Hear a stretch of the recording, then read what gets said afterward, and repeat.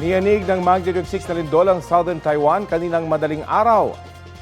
Nakunan pa sa CCTV ang paghulog ng mga gamit sa isang pamilihan dahil sa lakas ng lindol kaninang 12:17 a.m. Ayon sa United States Geological Survey, naitala ang epicenter ng lindol 12 kilometers north ng Yujing District sa Tainan City. Hindi pa tukoy ang kabuang pinsalang idinulot nito at kung ilan ang nasaktan. Pero ilang residente ang kinailangang i-rescue matapos matrap sa loob ng bahay o gusali. Marami ang panandali ang pinilikas mula sa mga gusali kabilang ang isang OFW sa Taiwan na si Marshi. Kwento niya sa panayam ng unang balita, nasa pinagtatrabuhan siyang pabrika nang mangyari ang lindol. Nasa 300 Pinoy rin daw ang nagtatrabaho roon.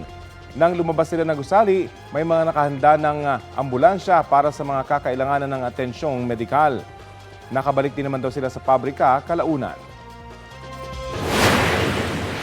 Nung paglindol po, sir, lahat po kami ay lumabas po kami ng aming pabrika po. Nung that time talaga na naglindol, sir, grabe, super lakas po. Dito po kasi tumama talaga mismo dito po sa Tainan po, yung lindol po talaga.